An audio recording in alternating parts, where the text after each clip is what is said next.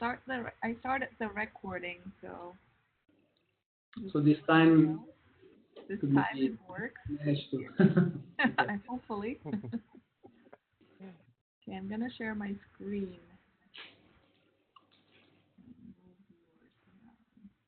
Yeah, this time I see the red dot.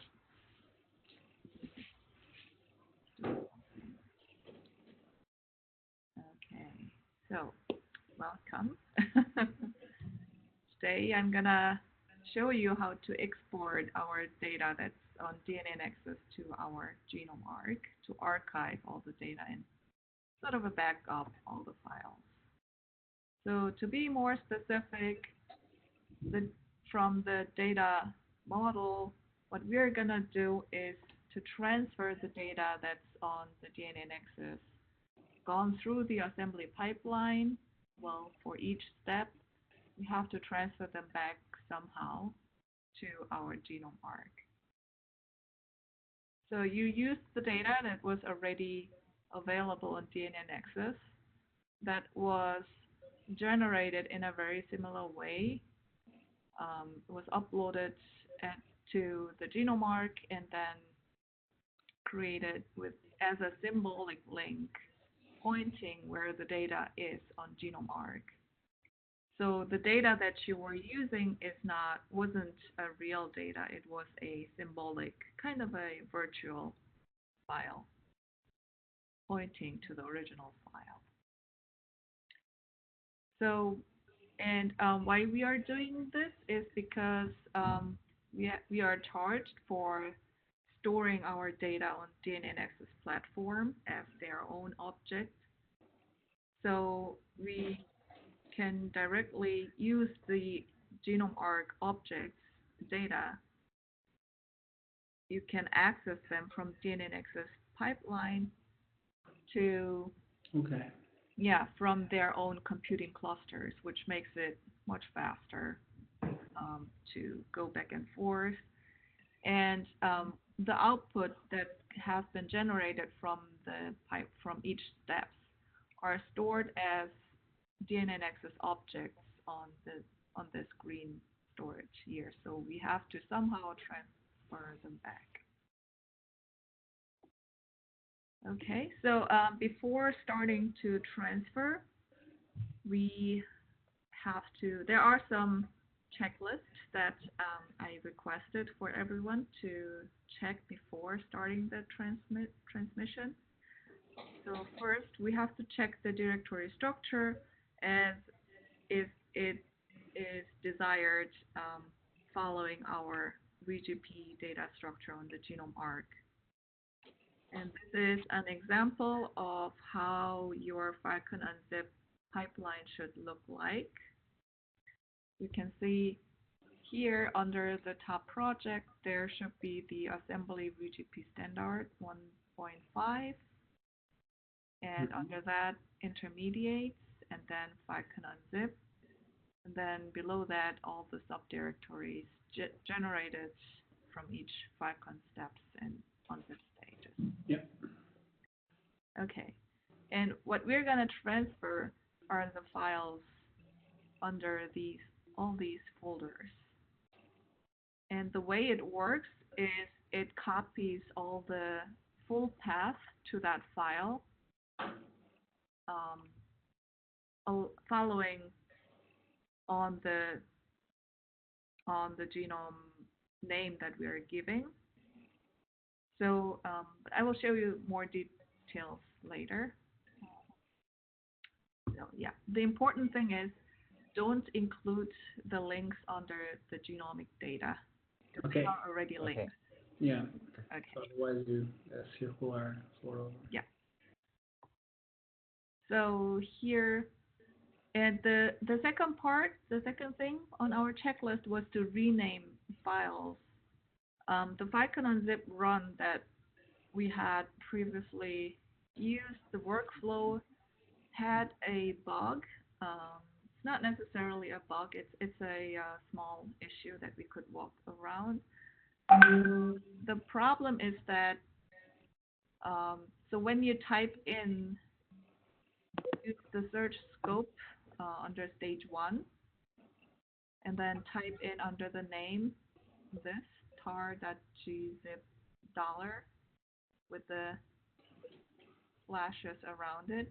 It means grab everything, grab everything ending with tar.gzip under this folder, stage 1.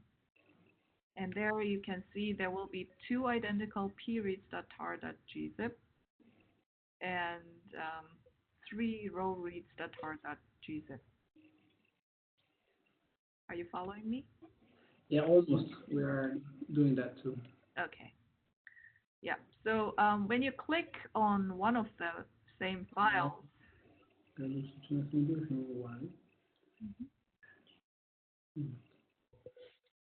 and click the info button here, and select one file and click the info button here, then you can see what's in there. I haven't captured that. Let's see.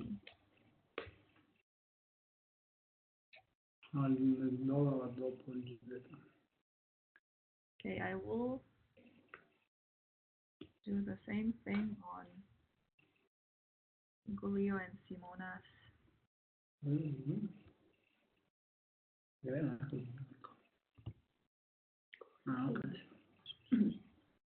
Okay. Here I'm gonna limit the scope to this folder. Yeah, we managed to do that. Yep. We see the same thing as you, but then info. Okay. Good. So if you click the info, you can see which step it was generated with. Okay. Here, this one has HPC_10 mask. Yeah, we are on the same file. Yeah. So I would like you to rename this as preads_10.tar.gzip. Yeah. And the next one, if you click it again, you can see the rep mask. So put the rep in here, just as shown on the slides. Here. Yeah, if it works, you should see it. Yep. Let's see. Yep, I see the rep has been renamed. And so do the same thing for the other row reads. There's one that's truly row reads that has nothing else, and there are 2 row reads that has this HPC10 mask. Okay. And the other one, the rep mask. Again, you can see them.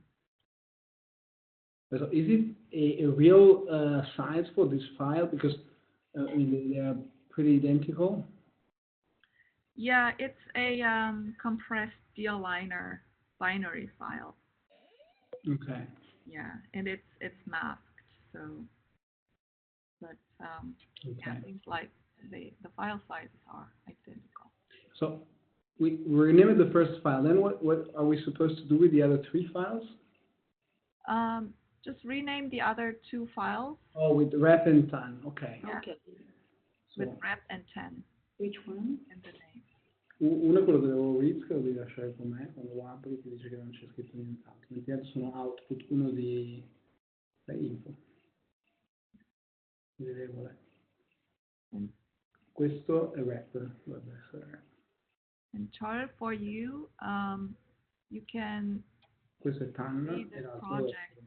I think it's shared with everyone.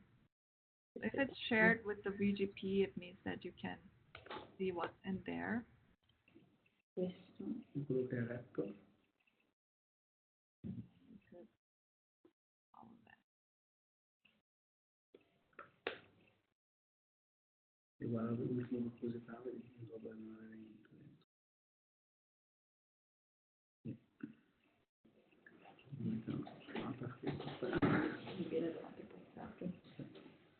Perché avevamo visto da un certo punto che c'erano un sacco di file uguali, non si capiva qual era. Okay, I see you have renamed the file. Yeah, we managed. and head. I think we already spotted this problem because when we were trying to run with the pipeline, we Yeah, really guess what the file right. use. So this renaming thing is fixed in the latest Vicon and Zip workflow. Okay. So hopefully for the next genomes that might get assigned to you, Yeah. will not have this renaming issue. The reason why we are doing it is because on DNA Nexus platform, each object have their own ID, like a file ID. As you can see from here, does it have? I think this is the file ID. Okay, so they are unique. I mean, uniquely identified. By contrast, they are normal files on Amazon Cloud. So probably, Right. yeah. So all the file names are stored as a metadata to that unique file ID. Yeah.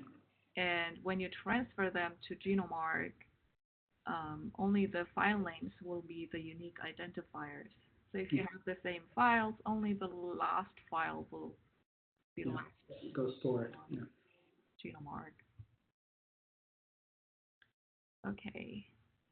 So the next step is to move the contigs under intermediates like this. So if you click the intermediates now, you will only see Vicon and zip folder, right? Mm-hmm. Yeah. Yeah. So if you go down to Vicon and zip stage 5, I conti finali, quelli che sono l'alternate, credo che sono l'alternate. here Where we see the same 4 files. yeah. So 2 files are FASTA files, 2 files are FASTQ files. Yeah. And what I would like you to do is to copy, it's actually moving. It's moving these 2 files. Just click them and then drag them under intermediates. Okay, I'll let you do this.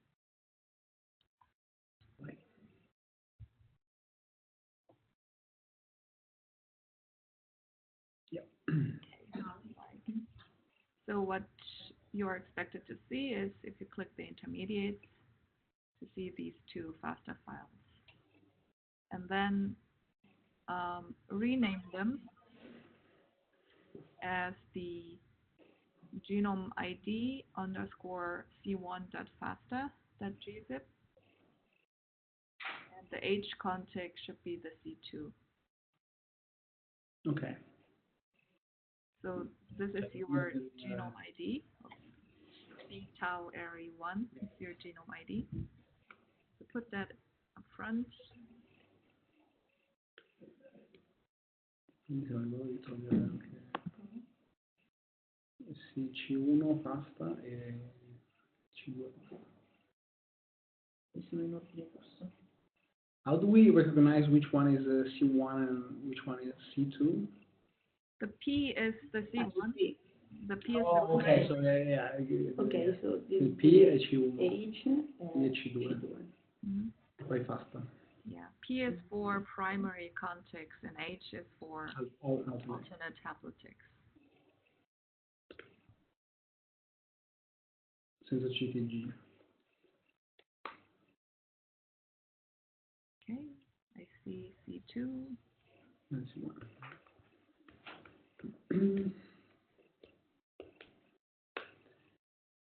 Great. Yay, now we are almost ready to transfer. Yeah. So the next step. Oh, is it frozen? No.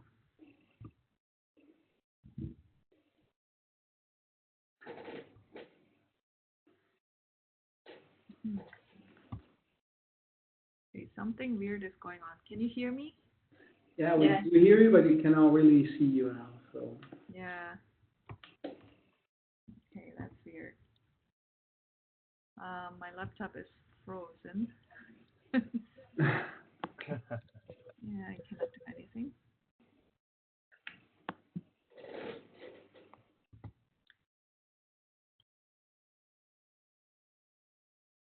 Okay, I think the next step,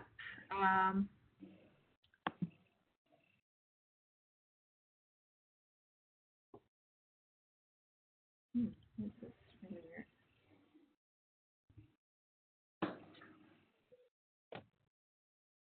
I think there is an issue with WebEx and PowerPoint, the sharing mode. Yeah, I mean, we still see your screen, but it's also frozen because we cannot really, I mean, nothing happens. So Yeah, yeah, Do you want to start over? I think so. Can you guys join me a little later? I will select you when my laptop is back. Okay. Okay. Okay. Thank Yeah. you. Bye. Yeah. See you soon.